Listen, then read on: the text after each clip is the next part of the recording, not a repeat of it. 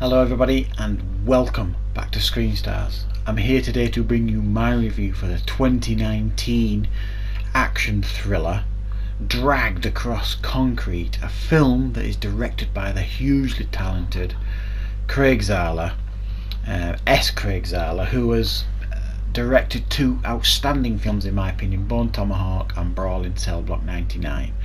And I just think he is arguably the future of Hollywood in regards to his direction. He's very, very talented, and I've been hugely excited for this film. This film stars Mel Gibson, Vince Vaughn, we get Michael Jai White, Jennifer Carpenter and Don Johnson.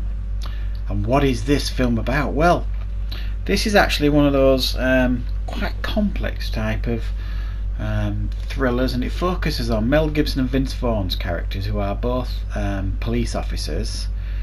Mel Gibson is like a grizzled veteran who's been on the streets for decades. He can't seem to get a promotion. It's because he don't play ball, basically. And Vince Vaughn is his partner.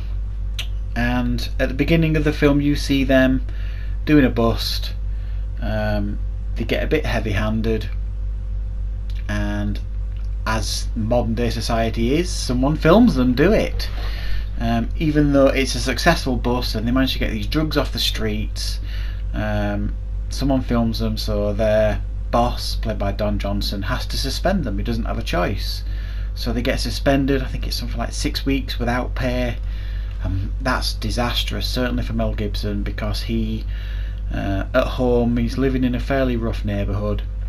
His wife has got a medical condition, I think it's MS, and his daughter is constantly assaulted and abused by the local youths, the local black youths. They constantly make her life a living hell, and he's worried that it's going to escalate and she's going to get injured. So he can't afford to be out of work, and consequently Vince Vaughn has a fiancée who he wants to propose to and get married to, and now that's up on hold. So Mel Gibson's had enough, and he comes up with a plan, and he decides to go off the range, if you like, and set up his own little money-making scheme and rob some criminals, and he wants Vince Vaughn to come on board with him. So that's what they decide to do. Now, running alongside this is other characters in the film. There's a character who's just got out of jail. He's been in jail for a few years. He comes home, you know, his little brother and his mum are in a terrible position. He wants to make some money, so he sets up a job with Michael Jai White, and this runs parallel to Mel Gibson and Vince Vaughn's plan, and essentially it leads to a bank job that doesn't go smoothly, as they never do. And this bank job is the job that Mel Gibson and Vince Vaughn are going to hijack and take the money that was taken from this bank away from these criminals. And the way they think about it, they're thinking, well, you know, we're not doing anything wrong because these guys are criminals, sort of thing. There are other little storylines running through it, and a few other bits and pieces. We have Jennifer Carpenter making an appearance in the film, and I don't want to say doing what because it'll spoil it, but it's a really unique, cool way to introduce a character into a film that's pretty brutal in a lot of ways. Right, quite a difficult film to explain in a lot of ways. It's quite a complex film. What did I think of this film? Well, I really, really enjoyed it for the large part of this film. Some might think there are pacing issues with the film, however, but if you watch his films, both Bone Tomahawk and Brawl in Cell Block 99 have moments of brutality with long periods of dialogue and character development, and this film is no different, really. So it refuses to pander to an audience, and my understanding is that the studio wanted this film cut down and the director would have none of it. He didn't want anybody messing with his film, so it has gone into the cinema as is, as the director wanted it to be. So just be prepared that it's not a thriller-minute film. It focuses heavily on character development and dialogue and storytelling, with moments of action and brutality littered throughout it, if you like, so it won't pander to you audience members. I thought both Mel Gibson and Vince Vaughn were brilliant.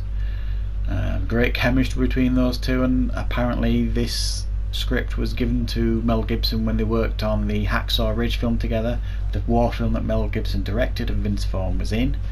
And Vince Vaughn showed him the script at the time, and Mel Gibson loved it, obviously because Vince Vaughn worked with this director on Brawl in Cell Block 99. So that's how Mel Gibson got on board with this film. So then they're great. They've got their own characteristics going on in this film, their own unique dialogue. Mel Gibson's always spouting statistics and percentages of, success rates, that sort of thing. And yeah, they're really well written and really well fleshed out characters, and very, very believable, and you can empathise and sympathise with them to a degree. And even the other side of it, the people pulling the bank job, at least a couple of them, you're allowed into their lives a little bit. So it's not all one way, it's not all just focused on Mel Gibson and Vince Vaughn. You do get it from the other side as well. And then there's a huge standoff at the end of the film that is very, very impressive to watch.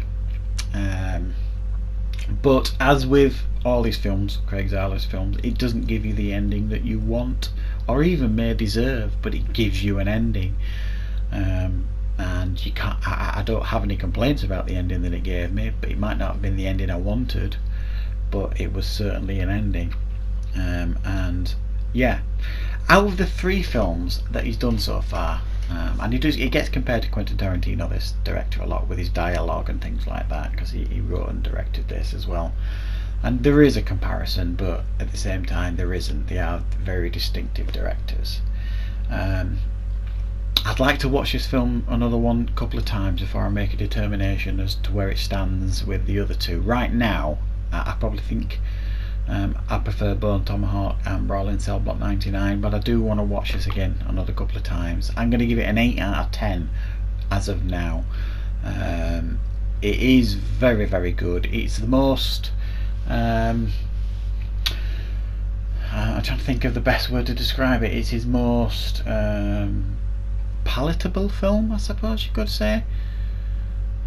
Yeah, I don't know. Some might hugely disagree with that, but for me, I did enjoy it. I'm going to give it an 8 out of 10, but I am looking forward to watching it again. Superbly made, superbly directed, great acting, well written, well fleshed out characters for everybody for the most part, for certainly the ones that you care about or are interested in. So yeah, it is a recommendation for me to go and see Dragged Across Concrete, especially if you're a fan of his first 2 films. So thank you very much for watching, everybody. I'll see you next time on Screen Stars.